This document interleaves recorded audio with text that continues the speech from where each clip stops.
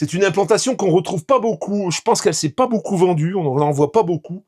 Avec les vérins, avec toutes les options qu'il a, ça devrait sortir assez facilement.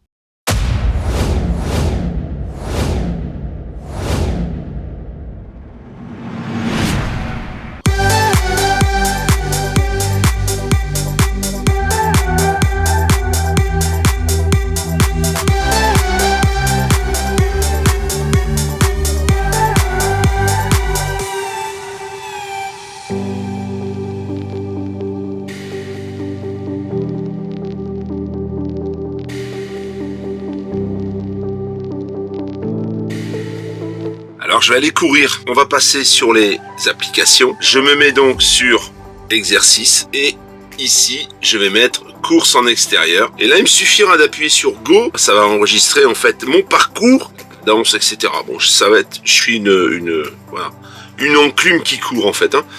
Je me mets à courir parce que je fais un peu de sport, un peu de musculation et je fais pas beaucoup d'endurance.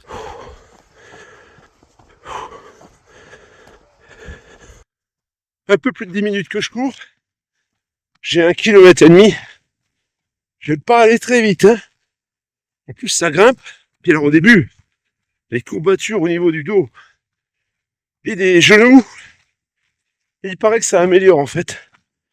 Donc, il faut le faire. Je suis pas très cardio, moi, mais là, c'est bien de le faire un peu, quoi. Au moins 2-3 fois par semaine. Elle est en train d'enregistrer. On fera le bilan à la fin. Une petite boucle de 3 km et demi.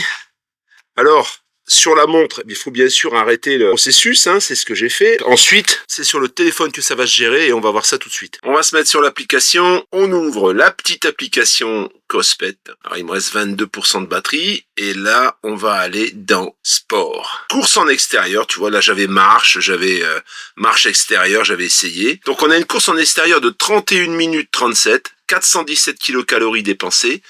Et une moyenne de pulsation cardiaque à 134, ce qui est pas mal pour un vieux comme moi. On a le parcours en entier. On peut voir que je suis parti dans la campagne et que je suis revenu par la route. Je crois que je suis plutôt lent. Il va me dire le rythme moyen, 8 minutes 54. Longueur de la foulée, 79 cm. Peut mieux faire quand même. 4487 pas, 141 pas à la minute.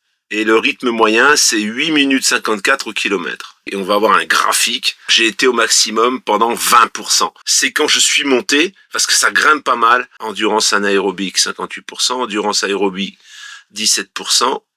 Brûlage de graisse, 3%. Échauffement, 2%. Tu vois, ça te sort complètement tout. C'est ça qui est pas mal. Le rythme, minute au kilomètre. Donc, je suis allure max. J'étais à 6 minutes 46. Quand j'ai accéléré pour 1 km et le rythme moyen c'est 8 minutes 54. Autant te dire que c'est pas super performant. Cadence maximale, ça c'est la cadence de pas par minute. La cadence maximale a été à 157. C'est bien parce que tu vois, on va pouvoir comparer au fil du temps si je m'améliore. Et l'altitude la plus basse c'est 287 mètres. L'altitude maximale c'est 318 mètres. On n'a pas un dénivelé phénoménal. Ça grimpe pas mal au départ. Ça existe sous tous les sports, en fait. Même la natation, ça peut mesurer tout un tas de choses. C'est quand même vachement pratique. Entraînement libre, c'est la musculation, la danse, l'alpinisme, entraîneur elliptique, machine à ramer. T'as tout. Natation en eau libre, natation en piscine, course en intérieur aussi également. Quand t'es sur un tapis, c'est cyclisme extérieur, spinning. Enfin, il y a tous les sports, voilà. Tu peux éditer tout ça pour les mettre en priorité sur ta montre, par exemple. Alors, en plus de la version homme, la nouvelle T3 Ultra 2, eh bien, on a la T2. Tadam! Pour les femmes. Alors, moi, j'ai choisi l'écran, le titre, c'est le du artistique. Alors, depuis que j'ai cette montre, ma vie a changé. Je suis beaucoup plus heureuse, beaucoup plus zen. Je me sens en sécurité partout où j'y vais. Tu te foutrais pas un peu de notre gueule? La pression d'avoir des super pouvoirs. J'avais vu le film, ils avaient des montres comme ça fait Transformation. Je sais pas ce que c'était comme film. C'est bien, j'ai bien parlé. Alors en quoi ça te transformation, s'il te plaît? Alors, il est très rapide par rapport à Toi, avant, tu avais Apple Watch. Hein. Apple Watch. Mais Apple Watch, il était un peu vieux. Peut-être les nouveaux sont C'était rapides. l'Apple Watch du siècle dernier. Mais il est très rapide. Il est très facile d'utilisation. C'est un peu même principe, je dirais, qu'Apple Watch. Hein. Très simple à utiliser. Bon, ce que moi j'aime beaucoup, ce que je n'utilisais pas, je crois Apple Watch, il avait aussi le sommeil. Sommeil, pulsation cardiaque, si on est stressé. La tension. La tension, on peut tout voir en fait. Alors, je n'ai jamais dormi avec une montre. Maintenant, bah, à chaque fois, je dors avec parce que je veux voir mon sommeil, si j'ai rêvé. Si... Ouais, c'est pas mal. Et puis, elle est jolie. Elle est jolie. Malgré qu'elle est assez grosse, elle fait très fille. C'est chouette, je suis contente. T'as pas utilisé encore la version, le jogging, la marche, tout ça. Il y a des applications aussi qu'on a vues ou qu'on verra sur la T3 qui sont les mêmes sur celle-ci en fait. Tu as les mêmes fonctions, ça fait chronomètre, c'est étanche à 50 mètres, c'est vachement bien. Et toutes les fonctions que je t'ai énoncées sur la T3, tu les as également sur la T2. On peut mettre dans l'eau. Et c'est rigolo parce qu'à chaque fois quand elle est mouillée, après elle dit, ça sonne, elle dit secouer pour enlever les gouttelettes. Voilà. Secouer avant de s'en servir. C'est moi aussi, quelquefois quand elle est mouillée, je dois la secouer pour qu'elle sèche. De toi.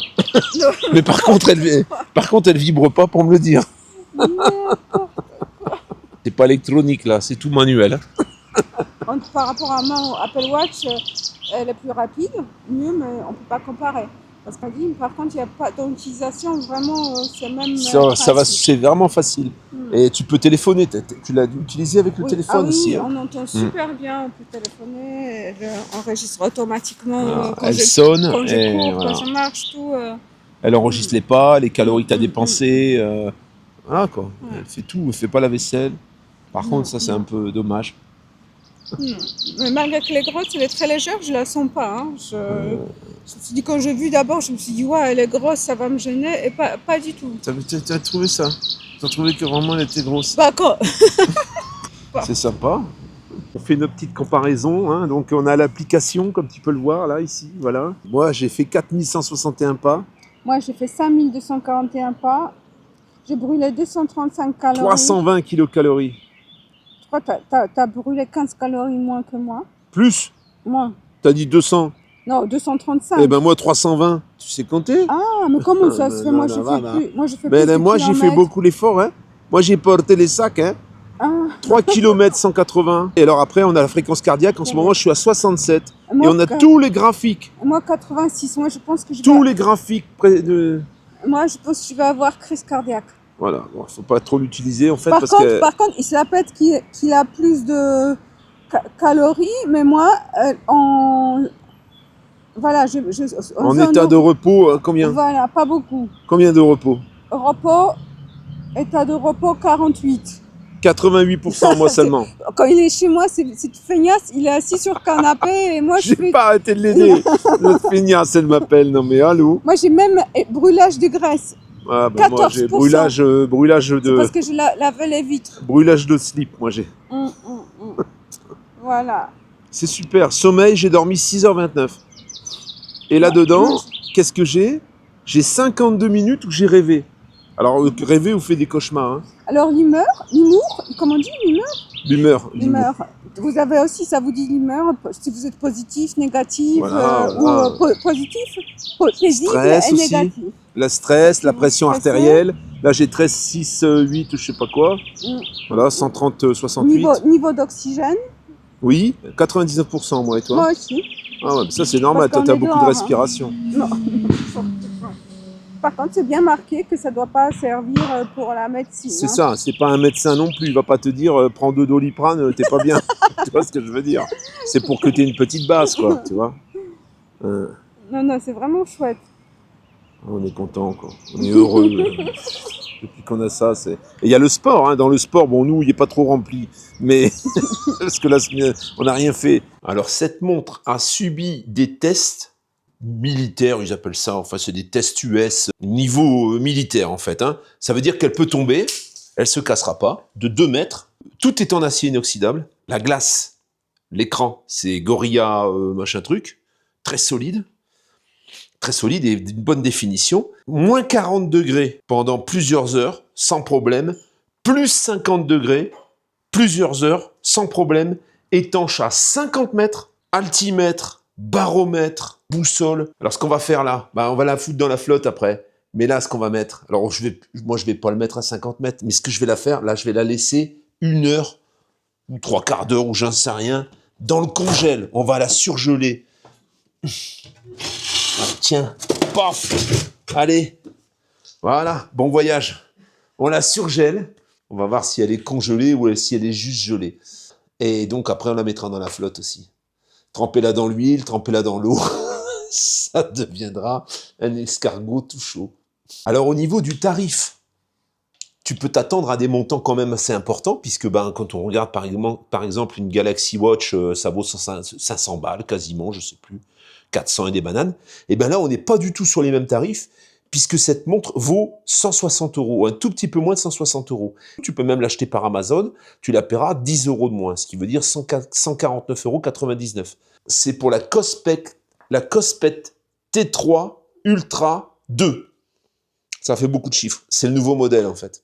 Elle existait avant, T3, Tank T3 Ultra, et maintenant, il y a la Tank T3 Ultra 2. C'est celle que je te présentais, qui est dans le congélateur. Et alors, si tu veux acheter la montre femme, alors je te le dis parce que c'est bientôt la fête des pères. Si tu commandes là tout de suite sur Amazon, tu vas vite l'avoir. Et ça fait un beau cadeau quand même, hein. Ça tape, hein, quoi. C'est esthétiquement très très joli, hein. Mon père en a une, mon fils a récupéré ma Tank T3, l'ancien modèle, moi j'ai pris le nouveau, Eva en a une, Alice en a une également, on en a tous en fait. Après on fait des comparaisons, on passe des soirs à comparer nos données, c'est magnifique.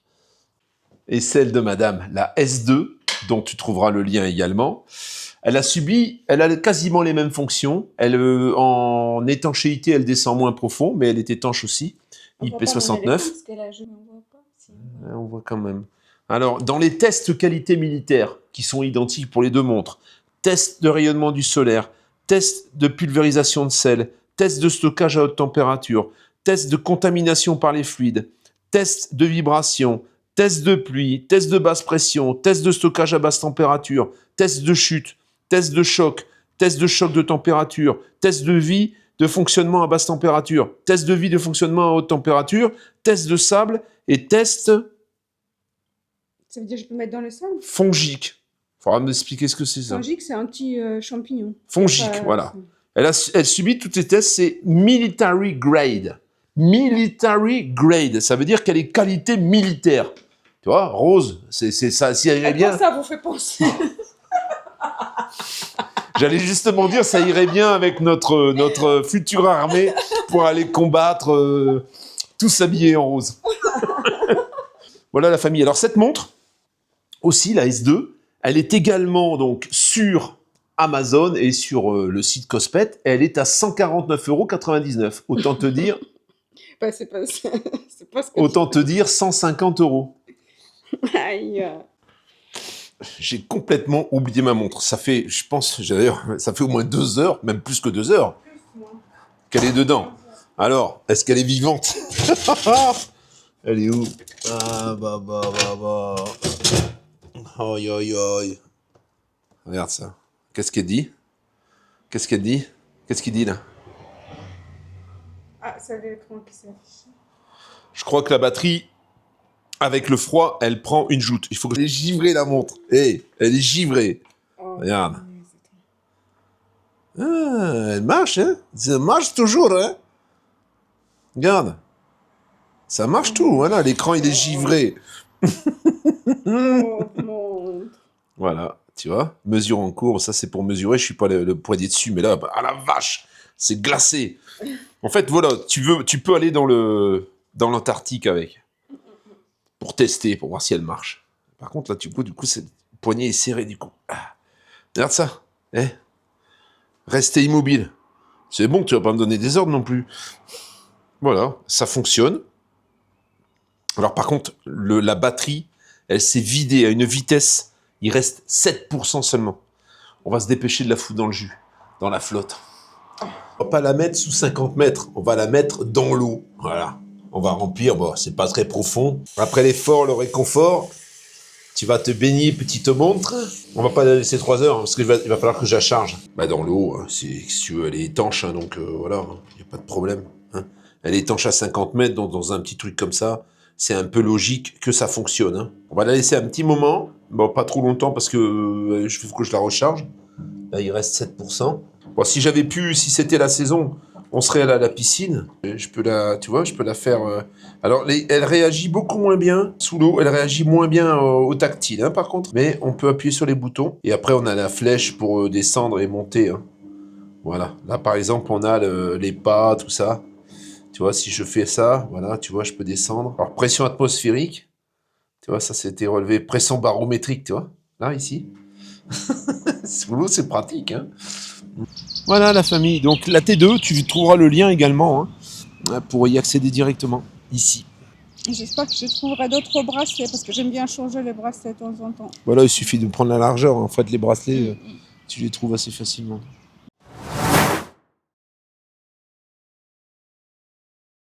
Aujourd'hui la famille, on est à domicile. Il y a beaucoup d'options. Il est de mars 2011. Donc, et alors on a une implantation vraiment au top. C'est un 3 essieux sur châssis Alco, Fiat châssis Alco. Le moteur c'est un 3 litres 180 chevaux qui a un tout petit peu plus de 100 000 km. Il est équipé d'une boîte robotisée. C'est une boîte poids lourd, parce que chez Frankia, la plupart du temps on produit des poids lourds. Tout au moins dans cette période-là, ils produisaient beaucoup de poids lourds et peu de VL. On a exactement les mêmes anthrax de roues que sur le mien. Donc on a les gros cardans. Le véhicule mesure 8,40 m, 3 mètres de haut, passe en catégorie 2 logiquement sur l'autoroute. Alors tu vas me dire c'est pas logique, normalement il devrait passer en catégorie 3. Sauf que les deux essieux arrière sont jamais détectés par les barrières de péage. Donc quand tu arrives en barrière de péage, automatiquement il te met en catégorie 2.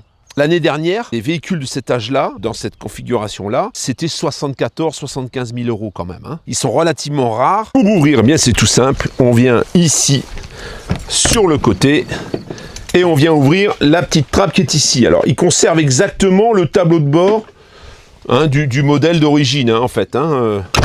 Donc on a l'emplacement de l'ouverture du capot exactement au même endroit. Et ensuite, eh bien, il doit y avoir, et ça se lève par le dessus. On peut déjà regarder les joues, les côtés, c'est en état, il n'y a pas de problème, il n'y a pas eu de réparation de polyester là-dessus. Hein. La plaque constructeur, la plaque Alco, la plaque Frankia. Et puis derrière, bien sûr, on est sur le 3 litres. Il n'y a pas grand-chose à te dire parce qu'on ne voit pas grand-chose. Il faut reconnaître que là...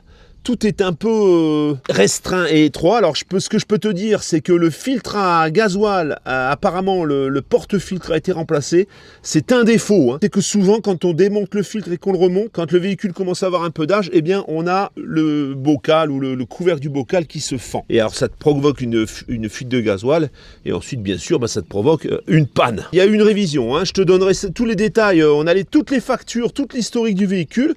Je te donnerai tous les détails. Tu verras. C'est très, très entretenu. Hein. On a sur ce véhicule, et tu vas le voir, les autocollants, un peu comme sur le mien de toute façon avant que je les enlève, les autocollants un peu brûlés. Il n'y a pas que ça. Si on regarde l'avant du véhicule, tu vois, ça, les pare-chocs qui ont un peu terni en fait. Le pare-choc avant est un peu terni. Tu le verras sur le côté. Il y a un côté qui est impeccable et il y a un côté qui est un peu dans le même esprit au niveau des autocollants. Tu vois, même là, tu vois le tour en plastique, c'est un peu terni. Ça, il faudrait presque les démonter et les faire au Raptor de la même couleur éventuellement. C'est terne, en fait.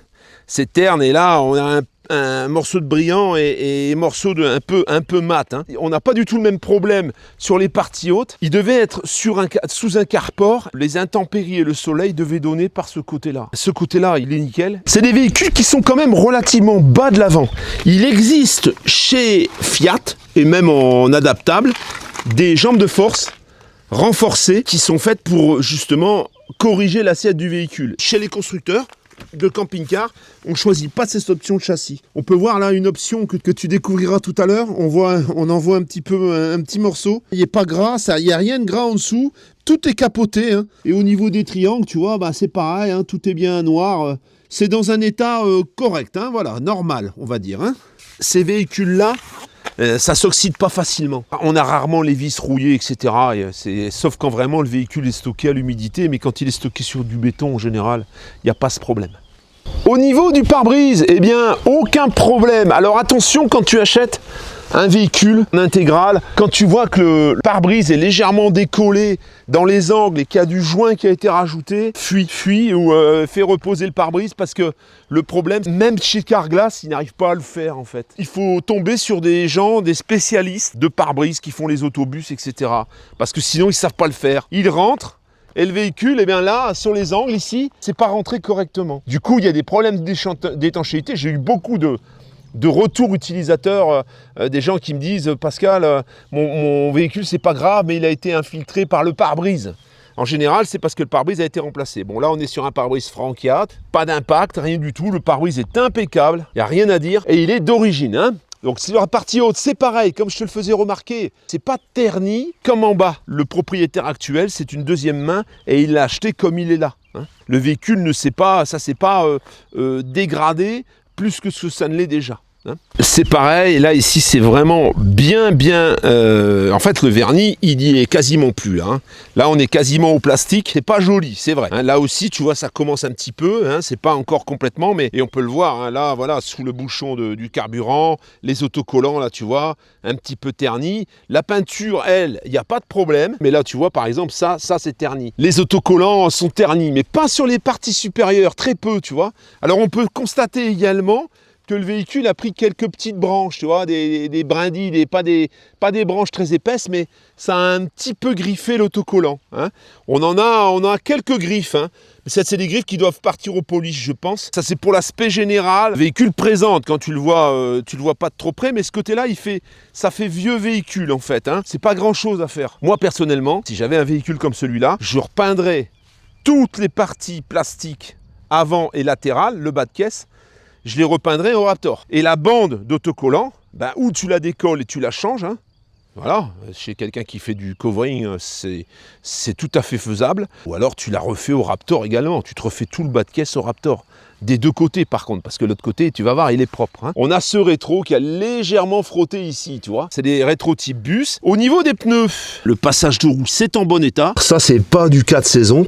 06 2019, ils sont à 50% en fait. Ils sont à 50%. Là en dessous, tu peux voir qu'il y a un V-Basto. On va le démarrer tout à l'heure. Il y a un V-Basto pour réchauffer éventuellement le moteur et réchauffer l'habitacle. Donc les pneus, voilà, un bon 50% bon. Au niveau des disques, eh ben, comme tu peux le voir, c'est en bon état. On a quand même une petite bordure d'usure. Hein. Tu vois, on la voit. La porte, ouverture de poing. Hein.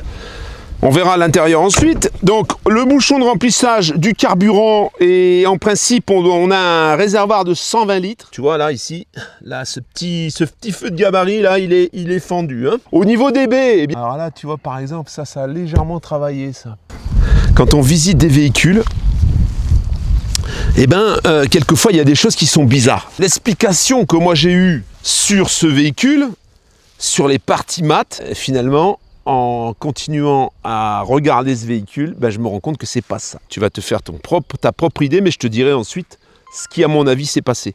Alors, le propriétaire actuel, ça fait 4 ans qu'il est propriétaire, le véhicule était déjà comme ça. Hein. Mais, en regardant de plus près, voilà, regarde ça. Tu vois, ça, c'est fissuré. Alors, si c'était fissuré que là, en dessous de l'autocollant, c'est fissuré. C'est fissuré ici. C'est fissuré tout le tour de la fenêtre. C'est fissuré ici. C'est fissuré ici. C'est fissuré ici. Alors c'est fissuré, c'est pas fissuré.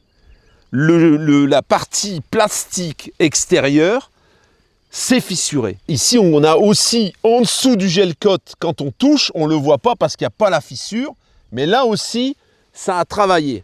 Toutes ces parties-là, cette partie-là, le bouchon là, sur lequel il n'y a pas la peinture, le petit feu qui est cassé, c'est parce que ce véhicule était stationné à côté d'un autre véhicule qui a pris feu ou d'une source de chaleur extrême.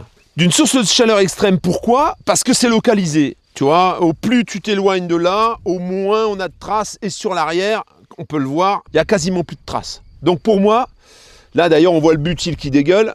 Pour moi, ce véhicule, où on a fait du feu à côté et le feu était vraiment ardent, Ou alors, voilà, tu vois, même là, l'autocollant, tout ça, c'est pas normal, en fait. Je viens d'appeler son propriétaire, c'est pour ça que je me suis arrêté de tourner. Et en fait, lui, il est pas du tout au courant, ça fait 4 ans qu'il l'a. Bon, il avait bien vu, il avait bien remarqué qu'il y avait quelque chose ici, mais il s'était pas posé plus de questions. Il connaît pas, en fait, c'est pas son domaine. Au moment où il a acheté, bah, ça l'a pas interpellé. Ça, c'est des choses que, bah, c'est le b.a.-ba, en fait. C'est des choses que moi, je vois, et forcément, je fais des déductions.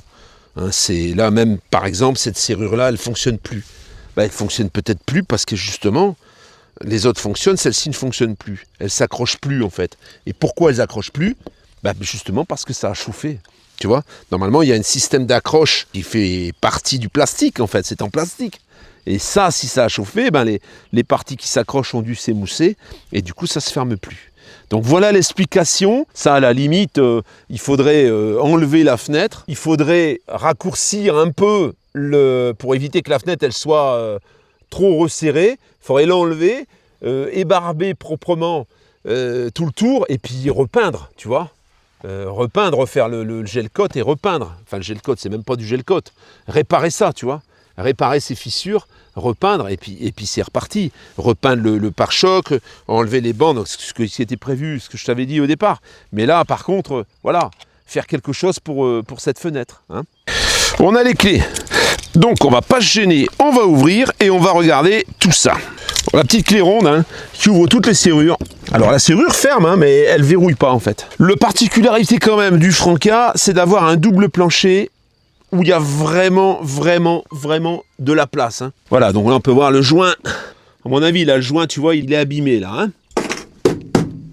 Au niveau du plancher, ben, on est bon, il n'y a pas de problème. On peut voir qu'il y a un beau double plancher avec une ossature aluminium. Ça s'ouvre pour pouvoir éventuellement de l'intérieur accéder directement au bas de la soute. Hein. Et puis alors la soute, tu vois, elle est gigantesque, elle est traversante. On voit les passages de l'Aldé ici sur le côté. Et là, bien sûr, ici, on va avoir... Alors, normalement, le BL est là-bas au-dessus. Hein. On le verra de l'intérieur. On voit le bâti, donc, pour les 2 places carte grise, donc avec ceinture. Eh bien, il y a un bâti spécial, bien sûr. Hein. Voilà. On peut voir, donc, le châssis Alco. On voit le gros réservoir, donc ça doit être bien 120 litres. Hein. Voilà. Puis là, bon, là, il n'y a pas de trace. Hein. Tu vois, c'est juste une surchauffe. Hein. C'est pas... Il n'y a rien qui a brûlé, en fait. Hein. Non, le châssis est en état, il n'y a pas de problème. On peut voir l'échappement. Alors l'échappement, la particularité, c'est que souvent il est frotté et là celui-là ça va. Mais souvent il est frotté en dessous parce que le véhicule étant assez bas, ben, quelquefois ça peut frotter au niveau de l'échappement.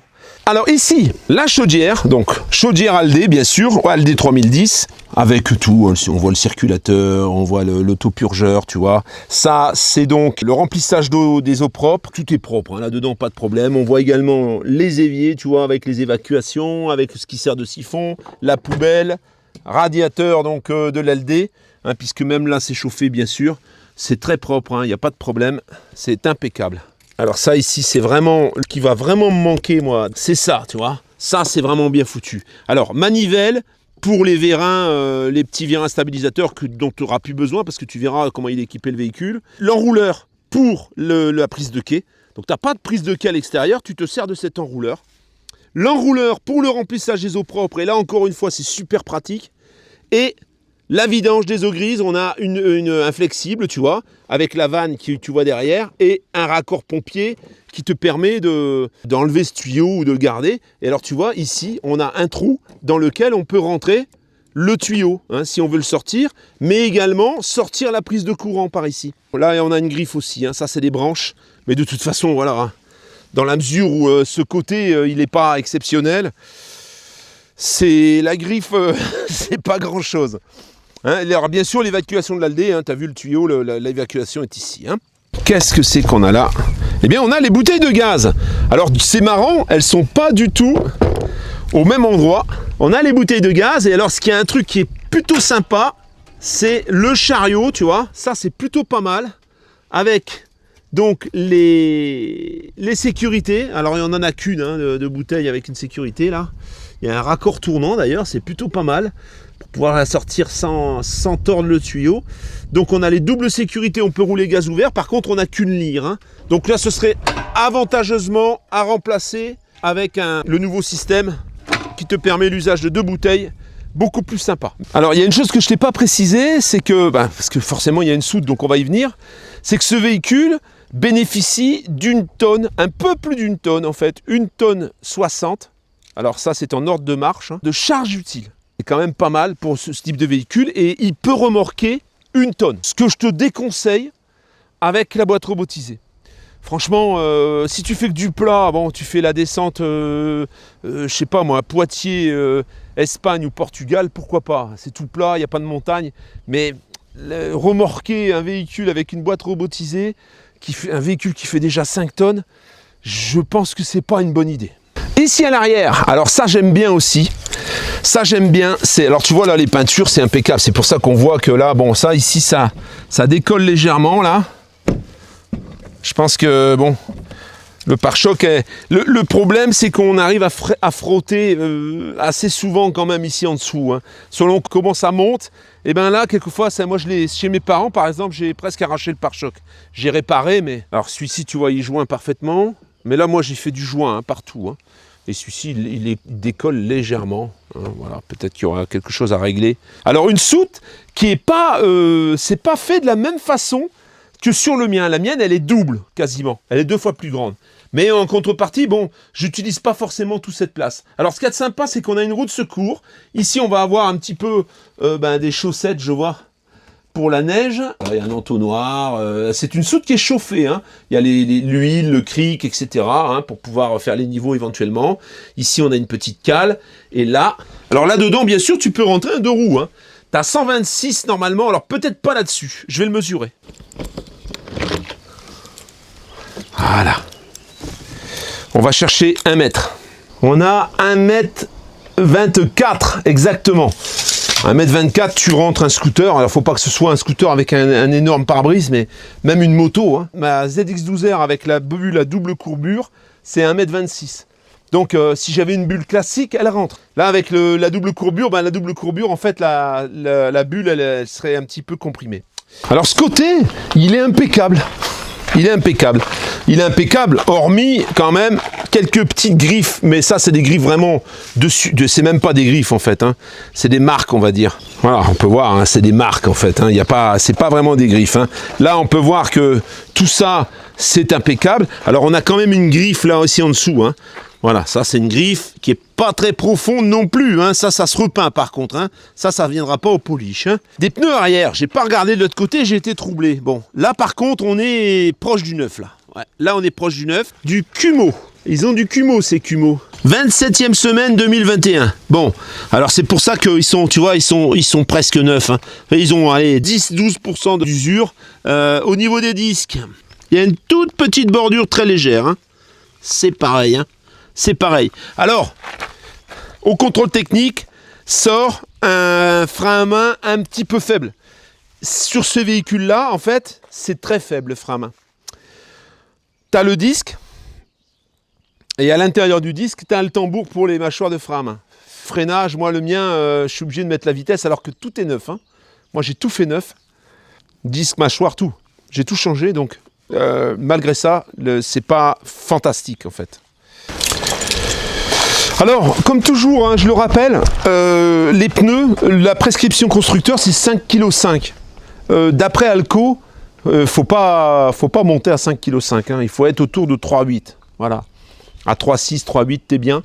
Parce que sinon, il y a beaucoup de ripage en fait. Et lorsque les pneus sont trop gonflés, ou sont gonflés aux prescriptions constructeur Fiat, eh bien, il y a beaucoup de déformations au niveau des moyeux. Et tu bousilles tes roulements. Donc ça, il faut le savoir, en 3 essieux, ne roule pas à 5,5. Voilà, tout simplement. Et quand tu fais des demi-tours, il faut s'y prendre en plusieurs fois. Il ne faut pas tout braquer d'un coup, parce que là, ça ripe énormément. Ici donc, on va avoir la cassette. Là, on a une cassette. Hein. Alors, le cassette classique, hein, voilà, tu vois, cassette avec le logement cassette tout propre. Hein. Donc il n'y a pas de SOG, hein. Là ce sera peut-être un truc à faire, ce serait peut-être sympa. Là je profite pour te montrer, là il y a une griffe un peu plus profonde. Hein. Là ça va, mais là ici elle a un petit peu accroché. Là tout ça s'enlève, ça je suis pas sûr. Alors, les grilles du frigo, pas de mystère, hein, tu sais ce qu'on va avoir. Ici, on verra ça à l'intérieur. Et ici, on a la deuxième cassette. Parce que oui, sur ces Franca, on a 2 cassettes, tu vois. Et là, il y a un logement pour la cassette. Ça, c'est plutôt pas mal parce que ça te double l'autonomie. Et en plus, il y a une place, tu vois, pour la ranger, ce qui est plutôt sympa. La porte à ouverture 2 points, bien sûr. Alors, tu vois, elle n'est pas jaunie du tout. Pour ça que le jaune qu'il y a de l'autre côté, c'était pas trop normal. Serrure 2 points, tu vois, avec les doubles joints, bien sûr. Hein. Alors, il faut bien les claquer, celle-là. Il faut bien insister pour les fermer parce que souvent, elle crochette en bas et elle crochette pas bien en haut. Quand on est dedans, il faut bien tirer sur la porte. On va donc passer à la soute. Donc ça, c'est la soute traversante, hein, tout simplement. Et on a la même chose que de l'autre côté, sauf que ça se bascule pas. Ça peut s'enlever par contre. Hein. C'est une tablette qui peut s'enlever. On voit les radiateurs donc de l'Aldé. Elle est beaucoup plus spacieuse, en fait beaucoup plus accessible, même si elle ne doit pas être foncièrement plus grande, mais plus accessible que la mienne, je trouve. Rien à dire, hein, c'est très propre. Il n'y a aucun problème. Alors moi, c'est des serrures, c'est plus les mêmes, tu vois, ils ont changé, ils ont mis des serrures comme ça, sur les côtés, sur les grosses portes de soute, j'ai des serrures plus pratiques que celle-ci quand même. Hein. Alors on a des bétons pour le soplaire, mais j'ai pas vu de soplaire dedans. Dans ma précipitation avant la pluie, j'ai oublié une soute qui est juste à côté. Tu vois, la soute est partagée en 2. Les moquettes, on a la manivelle qui est ici, on a l'échelle et on a la protection thermique. Je pense pas que ce soit soplaire.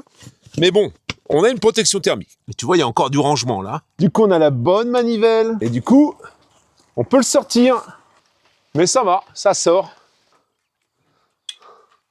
Bon voilà, le store donc, qui est en parfait état. Non, ça va, il fonctionne bien. Hein. Voilà. Et là, on va avoir des tuyaux, un entonnoir, un peu de matériel. Tu vois, il y a une petite soute. Avec, on peut voir le radiateur. Là, la plupart du temps, on a la trappe à gaz. Pareil, hein, encore une petite griffe ici, tu vois. Et puis là, légèrement, mais très légèrement, là. C'est plutôt de l'autre côté où c'est vraiment cuit. Et là, le rétro, il n'y a pas de touchette. Hein. Les parties hautes sont impeccables. On a un énorme store. Il y a une option sympathique qui est ici, tu vois. Ça a été rajouté par son nouveau propriétaire, par contre. Alors là, on a la petite tablette. Alors il faut allumer le contact. Et une fois qu'on a allumé le contact, eh bien c'est tout bête. On appuie sur automatique et là on descend auto. Et c'est parti. Donc tu vois, on est matérialisé là. On est bien en pente. Hein. Voilà, tu vois. Là il a démarré. Il est en train de relever l'avant. Alors il y a des fortes chances qui puisse pas se mettre de niveau parce qu'on est bien en pente. Hein. Mais bon, on va voir. Là, c'est les 2 arrières. On a des gros patins là-dessus. Hein.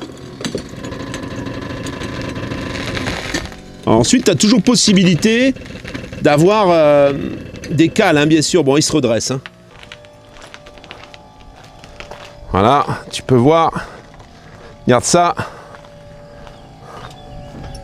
Il y a carrément la roue soulevée. Hein. Tout le côté soulevé. Bon là, il n'arrivera pas à le redresser. Parce qu'on est trop en pente, ça fait pareil avec mon Detlef. Inclinaison trop forte. Utiliser mode manuel. Voilà. Donc, quand l'inclinaison est trop forte, eh bien, c'est pas possible. Alors maintenant, on les rentre. Enfin, c'est pas possible. Ça a quand même redressé. Hein. T'as qu'à voir. Mes roues avant, elles touchent plus. Hein. Regarde. Tes roues avant, elles touchent plus. Là. Mais, ça reste quand même... regarde ça. Il y a tout le côté soulevé. Bon, on redescend tout. Impressionnant. Et voilà. Donc ça fonctionne très bien. Hein. Alors par contre, il faut avoir le contact allumé. Hein. Et voilà. On revient à la maison. Et on n'a plus qu'à raccrocher le système sur sa boîte. Et voilà. Et là, tu peux voir, on le voit dans le bon sens. Hein. Alors, pour les mauvaises langues, j'ai les tampons sur mon échelle. Il met même pas de tampons sur l'échelle. Tu vois bien. Excuse-moi. Je suis un peu agacé par tous ces messages. C'est... En fait, YouTube, ça te fait devenir con. Je pense. Tu deviens un sale con, en fait. Parce que t'es tellement tellement attaqué tout le temps pour des conneries. Il y a toujours quelqu'un qui sait mieux que toi. C'est un truc de dingue. Je dis pas tout savoir, hein. C'est pas ça. Mais il y a une manière de dire en fait, tu vois. Il y a une manière de faire les choses et de les dire. YouTube, c'est un défouloir en fait. Honnêtement, si j'avais pas autant d'années derrière moi YouTube et que j'avais pas construit cette communauté qui est quand même dans l'ensemble hein, et dans la majeure partie des cas une communauté vraiment au top, et c'est vraiment, je vous remercie pour ça, mais tout le reste, c'est fatigant. On va aller voir comment ça se passe là-haut. À la James Bond, comme d'habitude, avec une échelle. Alors bon, on peut pas dire que le toit soit un modèle de propreté. Hein. Il est un peu sale. On peut voir la parabole, les passages de câbles. Il y a un panneau solaire seulement. C'est un petit panneau, je crois qu'il doit faire 100 watts. Les lanterneaux ont l'air en bon état. Un bon nettoyage hein, sur le toit quand même. Hein. Voilà, c'est pas les choses qu'on nettoie tous les jours, mais là, il est spécialement sale quand même. Hein. On va maintenant passer à la partie intéressante de ce camping-car, c'est l'intérieur. Là, tu vas voir, c'est quand même bien sympathique. Et tu trouveras là, je pense, l'intérêt de passer sur un véhicule comme celui-là. Si, bien sûr, tu avais dans l'idée peut-être de vivre dedans ou de passer plusieurs mois de l'année dedans. Pour commencer, donc, on a ce marchepied. Alors, on va le sortir et on va voir comment il est fixé. Alors, tu vois, là, il est fixé solidement. Contrairement au mien, voilà, il résiste au poids, il n'y a pas de problème. Hein. Voilà, au niveau de la porte, je t'ai dit qu'il y avait donc 2 points de fermeture, mais tu as également ici donc le rideau occultant, et tu vois que le rideau occultant, on a une fenêtre qui s'ouvre avec 2 crochets, ça c'est plutôt sympa. Alors elle n'est pas coulissante comme sur les anciens, mais c'est pas mal quand même d'être passé à une fenêtre qui peut s'ouvrir. Une petite poubelle à l'entrée, hein. Bon, là, rien de spécial, elle est propre. Bon, ça, c'est toujours un petit peu le vernis, comme la porte est souvent ouverte, ben, le vernis finit toujours par sauter. Donc ça, c'est un peu normal. Donc pour monter, 1 marche, 2 marches et 3 marches.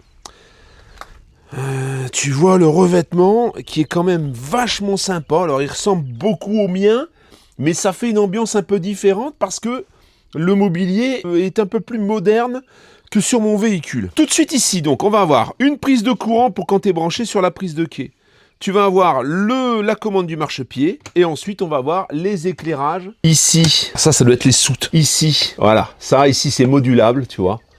On peut régler l'intensité des lumières LED avec un bouton comme ça tournant. Et ensuite on va voir, ça c'est une autre lumière. Voilà, c'est la lumière du... On peut voir qu'elle est... Elle allume une partie, alors il y a d'ailleurs une ampoule qui est grillée, hein, de ce côté, voilà, parce que là tu vois ça allume une partie, voilà, et ici c'est la lumière indirecte, parce que oui là on a une lumière indirecte, ça ils ont bien amélioré aussi, moi j'avais pas ça. Tout de suite ici en rentrant, on va bien sûr avoir une moustiquaire qui est en bon état. Ah tu vois ça j'ai allumé aussi là, j'avais pas vu mais je vais l'éteindre, ça... Voilà, tu vois, c'est ça. Voilà, je disais, ça doit être les soutes ici. C'est pour ça que tu as un voyant qui est allumé, pour te prévenir que les soutes sont allumées. On peut voir que les bouches d'Aldé sortent ici devant, bien sûr. Là, je te l'ai montré tout à l'heure, c'est pour sortir les vérins. Et alors, tout de suite ici, à l'entrée, on a une trappe dans laquelle on va pouvoir avoir accès donc déjà à du rangement, mais également à une grosse batterie énorme, très très grosse. Alors on va voir un peu ce que c'est. Alors je suis pas capable de te dire, ça a l'air d'être, ça ressemble à une batterie marine, mais je pense que c'est une batterie solaire qui me paraît quand même très grosse. Hein. Elle est bien sécurisée, tu vois. Et là tu peux en rajouter bien sûr. Là, si tu veux augmenter ton autonomie, il y a de la place. Hein. Nous voilà donc à l'intérieur de ce camping-car Frankia. Ce qu'on va faire tout de suite, c'est qu'on va fermer la porte. On va fermer les occultants parce qu'en fait, on va avoir du contre-jour. Aujourd'hui, il y a du soleil. Justement, pour éviter les contre-jours, c'est que ici au-dessus, donc, alors je te montre en même temps, hein. Tu as le tableau de contrôle, c'est exactement le même sur tous les Frankia. L'heure ici, 10h34, c'est pas vraiment l'heure. Les batteries, donc on voit qu'ils sont à 100%. Ça, c'est batterie cellule. Et ça, c'est ce que ça charge en ce moment. Ça, c'est le voltage de la batterie. Et ça, c'est la batterie porteur. Donc, comme tu peux le voir, c'est vraiment en forme. Hein. Le pourcentage du réservoir, alors il y en a 200 litres hein, de réserve d'eau propre. Et les eaux grises sont vides, bien sûr. Ça, c'est pour couper le 12 volts et l'allumer. Quand tu veux allumer ou éteindre la pompe à eau, eh ben, tu mets sur eau. Et là, tu appuies. Et tu entends la pompe qui se déclenche. Alors, on a la température quand même, voilà. Donc, température, c'est pour passer d'une fonction à une autre sur chaque fonction. Hein. Ça, c'est la température intérieure. Température extérieure, on a 16,5, tu vois. Ensuite, là, c'est pour paramétrer les batteries, etc. Hein. Alors, ce qu'on va faire tout de suite, tu vois, là, ici, on a 2 commandes. Donc, on a une commande pour store électrique. Et ça, c'est plutôt sympa. C'est en option en fait, c'est assez rare. Hein. Et la deuxième commande, je te la montre tout à l'heure. C'est une commande électrique aussi. Je pense que tu devines ce que c'est, mais je te montrerai tout à l'heure. Alors, ce qu'on va faire tout de suite, c'est qu'on va fermer les occultants. Comment ça se passe? Ici, 2 petites pressions. Bon, je trouve pas ça spécialement pratique. Hein, mais bon, voilà, tu vois, ça mord un peu sur les portes. Bon, il fonctionne bien par contre, hein. Tu es bien protégé des regards. C'est presque un véhicule, tu n'aurais presque pas besoin de sopplaire en fait. Hein. Et l'autre côté, même combat. Hein. On a la même chose. Par contre là, on n'aura pas le débord et ça va aller beaucoup mieux. Et là, on est quand même vachement bien. Hein. Tableau de bord Fiat, bicolore. Hein. C'est encore les bicolores. Il n'y a rien de spécial à te dire sur ce tableau de bord, puisque c'est un peu ce qu'on retrouvait à l'époque tout le temps. Ce que je vais faire par contre, c'est que tout de suite, on va contrôler le kilométrage. Voilà, on a 100 000 et 839 km. On fera un essai routier de toute façon ensuite. Hein. Et ça, malheureusement, ça fonctionne, mais tu vois, il y a un bruit. Je pense qu'il doit ramer un peu le machin. Voilà, il doit ramer parce que normalement, il sort une tablette. Mais c'est un peu galère. Voilà. Je pense que il doit ramer, il doit pédaler un petit peu pour sortir la tablette. C'est un peu pour ça que ça fait du bruit. Alors, cette autoradio fait donc également caméra de recul. Et voilà. Alors, j'aurais aimé qu'on puisse régler l'inclinaison, mais je pense pas que ce soit faisable. Et puis, tu vois, je pense que c'est le lecteur CD, je sais pas. Peut-être faut mettre un CD dedans pour que ça s'arrête. En tout cas, il y a ce bruit assez désagréable. Alors, si je rentre la marche arrière, on va freiner. Eh bien, directement, on passe à la caméra de recul. Et là, tu vois, on y voit. L'écran est un petit peu clair. Mais on y voit bien quand même. Hein. En fait, quand il y a le soleil, oui, c'est un peu comme l'écran que je viens d'installer dans mon camping-car. C'est pas très lisible, voilà. C'est un peu trop lumineux, hein. Bon. Mais ça fonctionne. Qu'est-ce qu'on a sur ce tableau de bord? Déjà là, sur les côtés, tu as 2 beaux bacs de rangement, hein, avec un porte-bouteille. Ça, c'est le dégivrage des rétroviseurs. Le réglage des rétroviseurs, tu peux voir que le désembuage sur l'intégration de la cellule par rapport au tableau de bord, eh bien, on a du désembuage, hein, on a de la ventilation. On a également... je trouve que c'est plutôt bien fait, hein, en fait. C'est assez propre, c'est joli, ça rejoint un petit peu les couleurs du tableau de bord. C'est bien intégré. Le petit volant gainage style cuir, on va dire. On n'a pas encore les boutons au tableau de bord. Alors ici, il y a un truc quand même pas mal, c'est ça. Est-ce que ça marche? Est-ce que ça marche pas? Oui, ça démarre. Alors par contre, il n'y a pas de température affichée. Si, c'est affiché, mais c'est vraiment, regarde. Voilà, là tu programmes le temps. C'est vraiment très faible la luminosité là. Voilà, donc il a démarré, on va le laisser un peu tourner comme ça.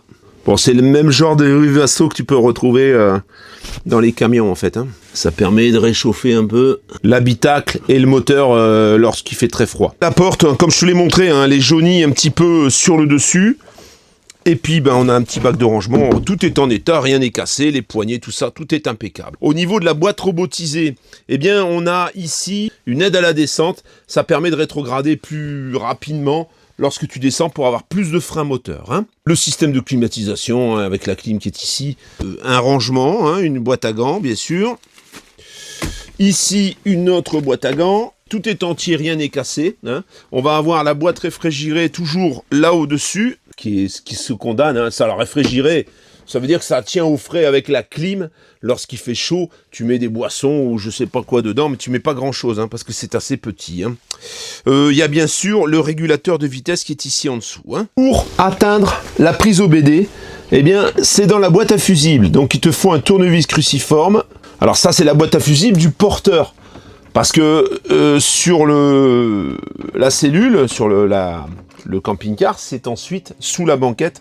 Je te montrerai ça ensuite. On enlève ça. Tout de suite ici sur le côté. Alors ça dépend où elle est. Elle est là, voilà. Elle est là, dans le renfoncement, en dessous de la boîte à fusibles. Donc qu'est-ce qu'on fait? Je sors ma petite valise Foxwell. Alors... c'est basique hein, comme truc, mais il y a quand même pas mal de fonctions. Tu peux effacer les codes erreurs. Alors, sur un Ducato, ça marche pas tout le temps. Ça dépend parce que quelquefois, il y a le camping-car qui a son système, Frankia qui a mis son système dedans. Ça se mélange et du coup, lui, il bug. Faudrait que j'en achète un peu plus élaboré. Donc, c'est facile. On va choisir. Ça me permet de mettre l'ordinateur à zéro, tout un tas de choses. Mais encore une fois, tu vois, par exemple, sur Mercedes... sur un camping-car Mercedes, j'arrive pas à rentrer comme je veux. Entrée, chargement des données. Alors, il y a le 230, il y a le 244 et il y a le 250. Pour nous, c'est le 250. Et là, il initialise le système. Il va nous demander certainement la motorisation. Et là, on est en 3 litres JTD. Scan automatique, hein. Là, on peut tester chaque unité de contrôle. On va faire un scan général. Voilà, donc il va tester les airbags, la boîte de vitesse, tout quoi. Ça prend un petit peu de temps, mais c'est pas si long que ça. Hein. Alors, ligne série alarme CC AV batterie intermittente. Ça veut dire qu'il y a eu certainement la batterie déchargée. Est-ce que j'ai l'unité de contrôle de la boîte de vitesse? Moteur, boîte de vitesse, entrée. Boîte de vitesse automatique Marelli Select Speed, c'est exactement ça. Et c'est ça qui m'intéresse moi, hein, aujourd'hui. Ah oui, alors, voilà, tu vois. Voilà pourquoi j'ai pas eu assez d'informations. Il faut allumer. Informations sur les Q, lire les codes. Voilà. Est-ce qu'on a un code erreur? Il n'y a pas d'erreur. Aucune erreur de système détectée concernant la boîte de vitesse. En fait, les symptômes d'une boîte robotisée défaillante, c'est une surchauffe de l'embrayage. En fait, au moment où on va te diagnostiquer, tu vas avoir un problème, eh bien, au moment où tu vas brancher la valise, ça va être surchauffe embrayage. C'est pour ça que la plupart du temps, quand tu vas chez un concessionnaire Fiat, il te remplace l'embrayage, en fait, sans chercher plus loin. Et lorsqu'on a une boîte qui est sous-dimensionnée, eh bien, c'est souvent pas l'embrayage, c'est souvent la boîte, en fait. Et souvent, le phénomène se reproduit quelques temps plus tard. C'est parce que la boîte a une défaillance. Alors aujourd'hui, les entreprises qui font la réfection de ces boîtes de vitesse. Hein. Maintenant, si tu es sur une base de 3 tonnes 5 et que tu as un poids lourd, ça va même être quasiment impossible de repartir sur une boîte poids lourd parce que tu as les cardans, tu as les moyeux, tu as tout en fait. C'est quasiment tous les cieux que tu dois remplacer. C'est assez important de le voir. Et alors, quand tu achètes une boîte robotisée, c'est aussi sympathique et important de voir si elle n'a pas eu une surchauffe boîte de vitesse, tout simplement. Là, il n'y en a pas. On va pousser plus loin. On va voir un peu injection diesel. Alors, c'est lequel? Euro 5? Non, on n'est pas en Euro 5 là-dessus. Donc, c'est celui-ci. L'Euro 5 de mémoire est arrivé, il me semble, en 2016. Hein. Information sur les Q, lire les codes. Il n'y a pas d'erreur non plus. Hein. Voilà. On n'a aucune erreur. On va quand même refaire un check général. Tout à l'heure, on n'avait pas le contact. Pas de défaut sur les airbags. Pas de défaut sur le Bondi Computer. S'il vous plaît, attendez. ABS Bosch et ASR. Il est en train de numériser. C'est pour ça qu'on entend des signaux. Pas de défaut. Injection diesel Bosch. Pas de défaut. Boîte de vitesse automatique Marelli Select Speed. Pas de défaut. Aucun défaut sur ce véhicule. Bon, alors j'en ai effacé quand même. Au niveau du moteur, quelques-uns. Au niveau du boîtier, du système CAN en fait. Mais ça venait d'un débranchement de la batterie, certainement d'un remplacement de la batterie moteur ou d'une recharge. Peut-être que la batterie est descendue trop bas. Hein, ça arrive quand les véhicules sont stockés et qui ne sont pas utilisés. Ça devrait être fait systématiquement. En fait, au moment où tu achètes un véhicule en boîte robotisée, il faudrait, si tu n'es pas équipé, il faudrait pouvoir aller chez un concessionnaire et faire brancher la valise pour avoir un éventuel problème, il sortirait tout de suite. Et à ce moment-là, si tu vois une surchauffe, il vaut mieux peut-être passer ton chemin ou approfondir la question. Hein. Je pars du principe, moi, que tout a un prix. Ça veut dire que quand tu as un problème, eh ben, il y a une compensation, forcément. Hein. Tu ne peux pas acheter un véhicule au même prix s'il y a un problème. Et c'est d'ailleurs ce qui va se passer sur celui-ci. Son propriétaire n'était pas au courant. bon, ne s'était pas inquiété outre mesure pour ce problème, et ben là, du coup, oui, on est obligé, nous, de prévoir une compensation, forcément, parce que sinon, ça va intéresser personne.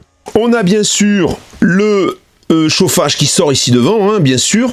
Il sort ici, d'ailleurs, juste derrière les sièges, et on va avoir ici, range-bouteille là, et là, on a un grand coffre, tu vois, très profond, dans lequel on peut loger pas mal de choses. Les deux sièges se tournent, bien sûr. On a une petite molette ici, mais ils se règlent également en hauteur pour pouvoir monter un peu le siège si on veut être à hauteur, déjà pour conduire. Là, ce que je peux dire pour ce tableau de bord, moi, ce que je ferais, je virerais ça, là.